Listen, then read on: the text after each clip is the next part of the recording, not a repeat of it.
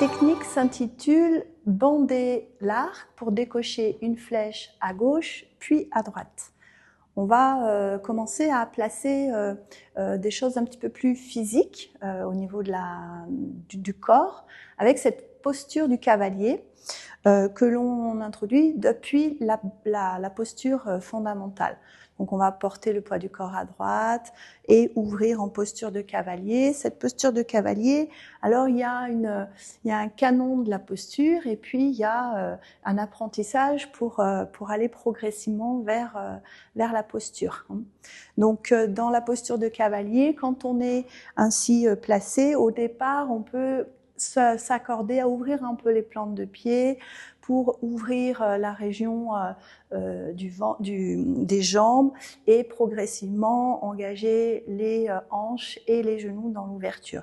Et puis progressivement, eh bien, on va aller jouer de force et de contre-force, de torsion et de retenue, avec au fur et à mesure que nos articulations s'assouplissent et gagnent en laxité, on va rapprocher un peu les pieds. Donc en fonction de votre temps de pratique et puis aussi de votre corps et de sa souplesse ou pas, accordez-vous à ne pas tirer sur les genoux. L'idée, c'est de travailler au niveau des hanches, de l'articulation coxo-fémorale et non pas de tout porter au niveau des genoux.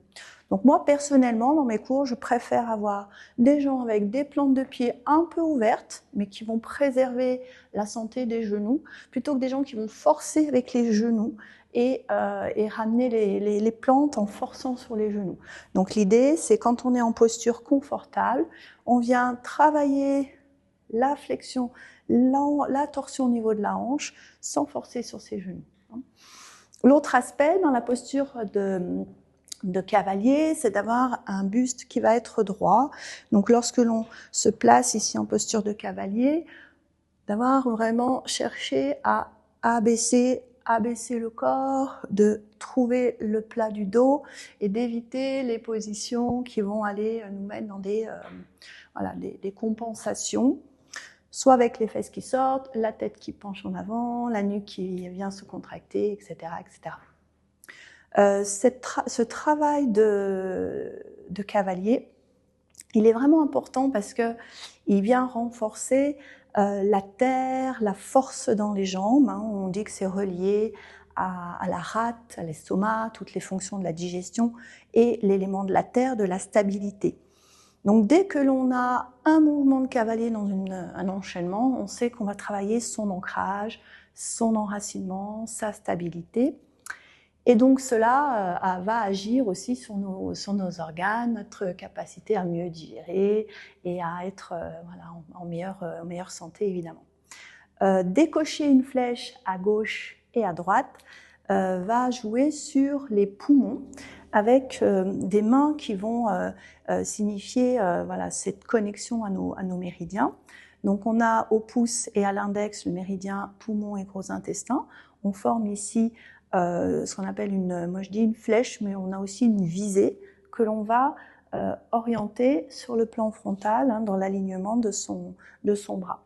Et puis sur l'autre main, on va avoir une main en forme de patte, ici, comme si l'on tirait sur une corde de l'arc, la corde d'acier de l'arc, qui va venir se placer ici, donc là et là, au niveau du démarrage du méridien du poumon.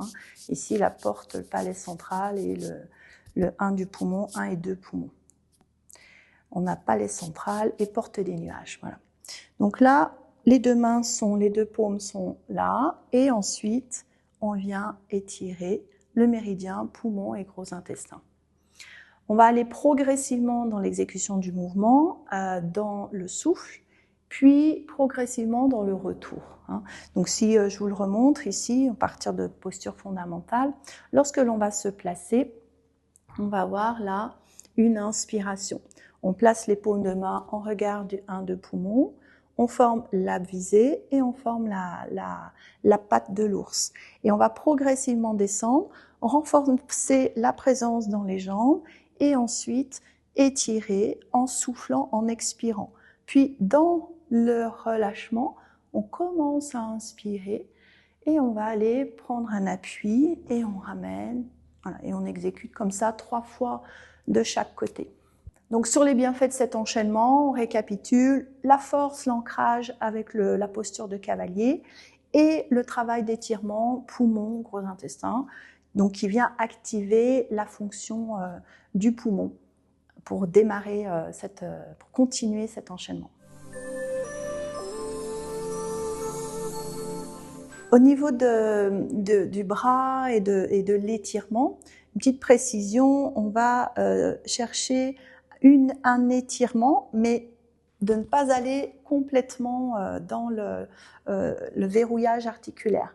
Donc on s'arrête avant, l'idée c'est de tester à quel endroit je suis souple, à quel endroit je commence à verrouiller mes articulations. Donc on reste souple pour pouvoir en revenir, un peu comme si on voulait continuer d'amortir.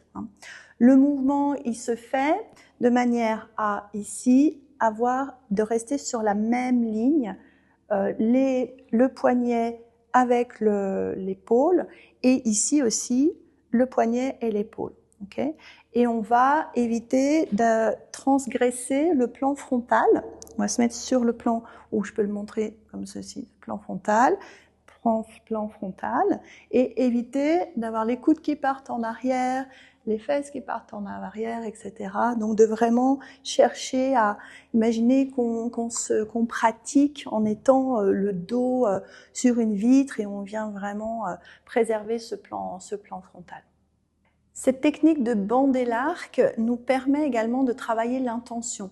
On va avoir un regard et une intention, le regard va suivre notre intention sur l'horizon, et l'intention va se poser au niveau de l'index, au-dessus de l'index, un peu au loin, comme si on pouvait comme ça vraiment viser du coup avec cette visée-là, et mettre son intention très focalisée au-dessus du doigt. Donc on se trouve un point dans l'espace, et on vise là. Et puis, on va avoir aussi cet étirement entre le point de démarrage du méridien et le point d'arrivée du méridien du poumon notamment, avec un point donc fixe, un point que l'on va chercher à étirer doucement. Et c'est cette tension entre point d'accroche, ici d'ancrage, on va chercher loin, qui permet l'étirement, et le retour, comme on l'a dit, très très lent, pour éviter le réflexe myotatique ensuite au niveau musculaire.